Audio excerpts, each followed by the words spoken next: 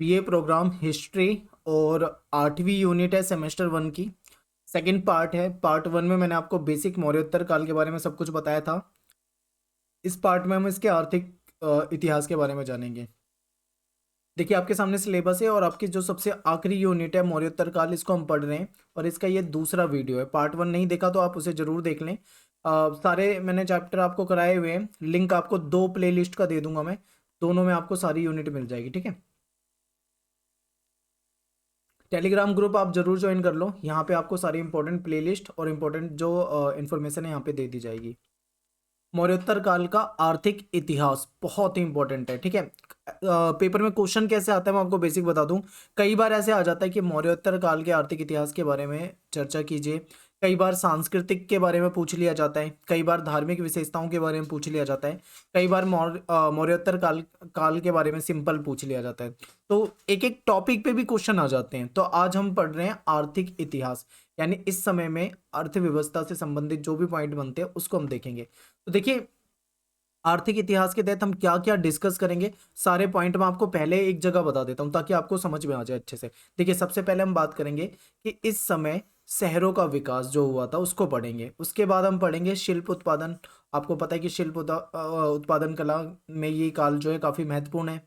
इसके बाद शिल्पी का जो संघ था, समूह था, इसके बारे में पढ़ेंगे। इसी में हम व्यापारियों की श्रेणी के बारे में भी पढ़ेंगे। आपने क्लास 12th की हिस्ट्री में भी श्रेणी शब्द पढ़ा होगा। ठीक है, जो व्यापारियों का समूह होता था।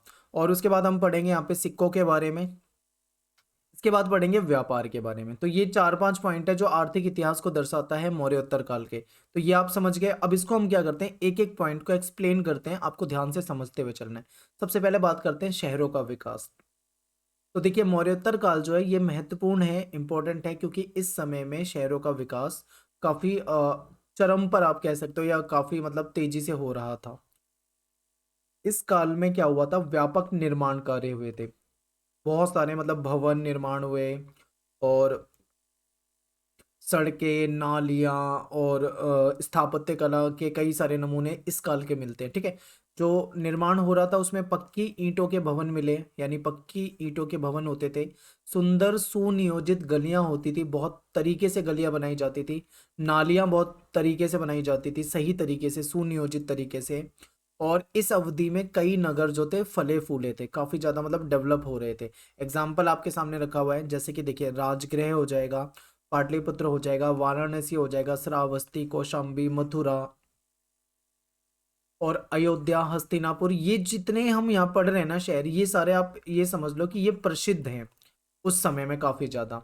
और राजगृह और पाटलिपुत्र आपने अच्छे से पढ़ा होगा, क्योंकि आपको पता है ये तो जो मगध था, ठीक है, मगध की राजधानी रह चुका है सबसे पहले राजगृह, उसके बाद में पाटलिपुत्र उसकी राजधानी रह चुके हैं। तो इनका महत्व तो आप यहीं पे समझ चुके हो। तो ये पॉइंट आपको बिल्कुल अच्छे से याद रखने समझने हैं। ठीक है, इस अवधि में क्या हुआ कि कृषि क्षेत्र में भी विकास जो था बड़े स्तर पे हो रहा था। लोगों के पास जो खेत होते थे वो कई कई एकड़ के होते थे, यानी जो खेत का जो आकार होता था, ठीक है, आकार यहाँ पे टाइपिंग की मिस्टेक है, खेत का जो आकार होता था, साइज होता था, वो बहुत बड़े बड़े खेत होते, कई कई एकड़ के खेत होते थे लोगों के पास। राजा जो होता था वो गांव से टैक्स लेता था, और टैक्स के बाद वो ब्राह्मणों को, या फिर चाहे तो जो संघ होते हैं, भिक्षु होते हैं, ठीक है, भिक्षुओं के जो संघ थे उनको दान कर सकता था। तो ये तो हो गया भाई शहरों के बारे में। अब बात करेंगे शिल्प उत्पादन के बारे में। तो देखिए शिल्प कला बहुत महत्वपूर्ण है इस समय में। सोने से बनी हुई चीजें शिल्प कला के तहत आ जाती है, लोहे से बनाई हुई चीजें, ठीक है, बुनकर कला हो जाएगा, धातुएं बनाना, सिक्के बनाना, ये सारा शिल्प, मन के बनाना, ये सब शिल्प कला के तहत आ जाता है। तो मौर्योत्तर काल की अगर हम बात करें तो इसकी एक मुख्य विशेषता शिल्प कार्य था। यहाँ पे शिल्प कार्य बड़े पैमाने पे होता था। अभिलेखों से जो जानकारी मिली है उसमें पता लगता है कि शिल्प आधारित व्यवसाय, जो बिजनेस जो था, उसकी जानकारी मिलती है अभिलेखों से। कई शिल्प आधारित उद्योग जो थे उसके साक्ष्य मिले हैं, उसके सबूत मिले हैं। और ये उद्योगों के सबूत कैसे मिलते हैं ये भी ध्यान रखो, कि आप समझिए, थोड़ा सा ध्यान दीजिए। आपने क्लास 12th में हिस्ट्री में पढ़ा था, चैप्टर 1 हड़प्पा सभ्यता। वहां पे आपने पढ़ा था कि जो शिल्प कला होती थी, जैसे चाहुंदड़ो वगैरह होता था, वहां पे क्या होता था, जहाँ पे शिल्प उत्पादन कार्य होता था, तो वहां पे फेंकी हुई वस्तुएं मिल जाती थी। जैसे मान लो कोई चीज बनाई जा रही है तो कुछ जो बेकार मटेरियल होगा वो फेंक दिया जाएगा, ठीक है, वहां पे कच्चा माल मिल जाएगा, वहां पे औजार मिल जाएंगे। तो इनसे पता लग जाता है कि भाई इन जगहों पे शिल्प उत्पादन कार्य होता था। तो यहाँ पे कई शिल्प आधारित उद्योगों के साक्ष्य मिले, यानी कि सबूत मिले हैं। यहाँ पे लोहार, स्वर्णकार, कर्मकार, बुनकर, ये सभी लोग जो होते थे वो कार्य करते थे, अपना काम किया करते थे। ठीक है, लोहार आप जानते हो लोहे से रिलेटेड, स्वर्णकार जो होंगे, सुनार जो होंगे वो सोने से रिलेटेड आभूषण वगैरह बनाते होंगे, बुनकर वगैरह जो कपड़े वगैरह बुनते होंगे।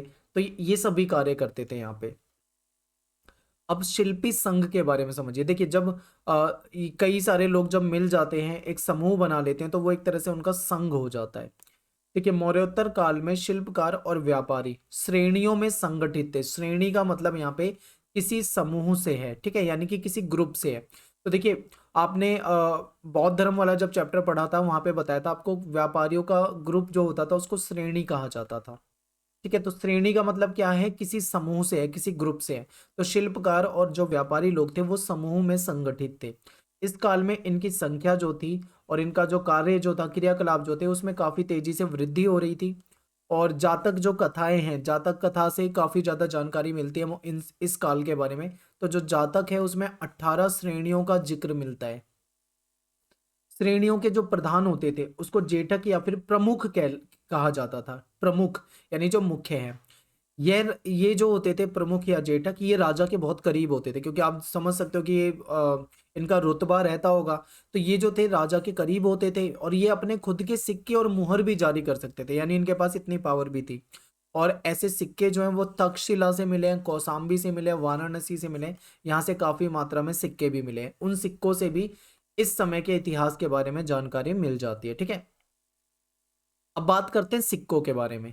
सिक्के भी ये सब अर्थव्यवस्था के अंदर, आर्थिक इतिहास के अंदर ही आएगा। ठीक है, इसीलिए मैंने आपको देखो स्टार्टिंग में मैंने आपको बता दिया है, बहुत सारे बच्चे कंफ्यूज होते हैं ये वाले पॉइंट। जब भी चाहे वो मौर्य काल का इतिहास हो, चाहे वो मौर्योत्तर काल का इतिहास हो, या फिर उसके बाद का या पहले का इतिहास हो, जहां पे भी बात आर्थिक की आ जाए ना, वहां पे यही पॉइंट आते हैं। व्यापार, कृषि, सिक्के, शिल्प कला, शिल्प उत्पादन, नगरों का विकास, शहरों का पॉइंट सब जगह सेम रहते हैं। हेडिंग सेम रहती है, बस उसके अंदर का कंटेंट जो है वो काल के अनुसार चेंज होता रहता है। ठीक है, तो ये आपको दिमाग में बिल्कुल बिठा के रखना है, क्योंकि पेपर में कभी भी ऐसा क्वेश्चन आए तो आप आराम से कर पाओगे। बात करते हैं सिक्के की। इस काल में विभिन्न प्रकार के सिक्के जो थे वो जारी किए गए। ऐसे सिक्के जो थे इसमें राजवंश, गण, श्रेणी, नगर प्रशासन द्वारा निर्मित किए गए थे कई सारे सिक्के। अभी आपको लास्ट स्लाइड में बताया कि श्रेणी जो थी ये भी सिक्के जारी कर सकते थे। राजवंश जो राजा वगैरह थे वो भी सिक्के जारी कर सकते थे। ठीक है, नगरीय प्रशासन के द्वारा भी सिक्के जारी किए जा सकते थे, निर्गत किए जा सकते थे। यह सिक्के जो होते थे वो अलग अलग धातुओं के होते थे। सोने के सिक्के भी मिले, चांदी के सिक्के भी मिले, तांबे के भी मिले, शीशे के भी मिले, प्रोटीन के भी मिले, और निकल के अंश भी मिलते थे सिक्कों में। तांबे के जो आपको मिले सिक्के दिखेंगे उसमें निकल का भी इस्तेमाल होता था।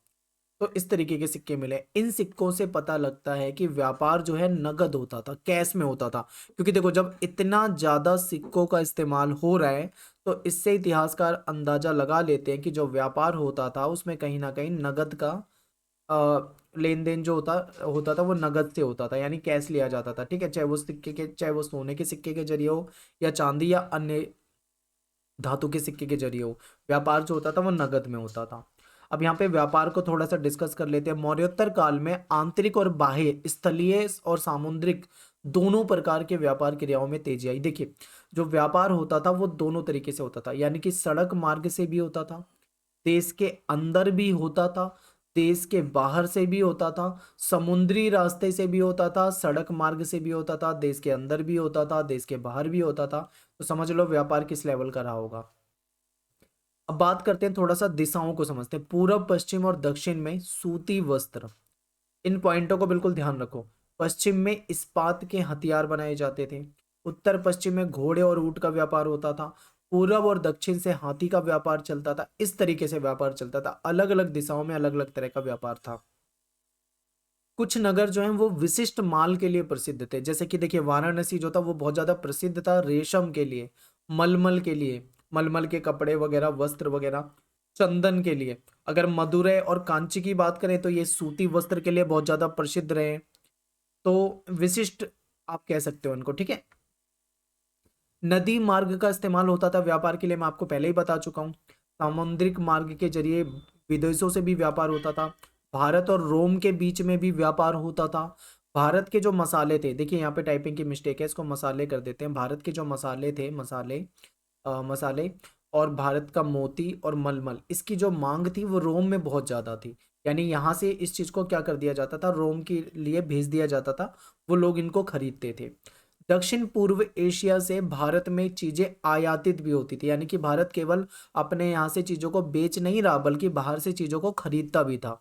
वस्तुओं में जैसे कि सोना, टिन, दालचीनी, लौंग इत्यादि, इन सब का जिक्र मिला है कि इन चीज़ों का व्यापार होता था। ठीक है, तो यहाँ से हमारा जो था पार्ट 2 जो था वो खत्म हो गया है, ज़्यादा बड़ा नहीं है। मेन पॉइंट यही बनते हैं, क्योंकि इसमें केवल हमने एक इंडिविजुअल, आप समझ सकते हो, एक केवल आर्थिक इतिहास पढ़ा है मौर्योत्तर काल का। तो आर्थिक इतिहास में यही पॉइंट बनते हैं, इसको थोड़ा सा और आप एक्स्ट्रा एक्सप्लेन कर सकते हो आप बुक में से पढ़ के, तो इतना काफ़ी आपके लिए। और इंस्टाग्राम पे आप फॉलो कर लें, अगर आपने फॉलो नहीं किया है तो टेलीग्राम ग्रुप आप जरूर ज्वाइन कर लें। और मिलते हैं नेक्स्ट वीडियो में आपसे। थैंक्स फॉर वॉचिंग सभी को। जय हिंद, जय भारत। बस आखिरी पार्ट और इसका आएगा, तीसरा पार्ट, उसमें ये चैप्टर खत्म हो जाएगा। और आप डिस्क्रिप्शन में जाना इसका, मैं आपको दोनों ही प्लेलिस्ट का लिंक दे दूंगा। ठीक है।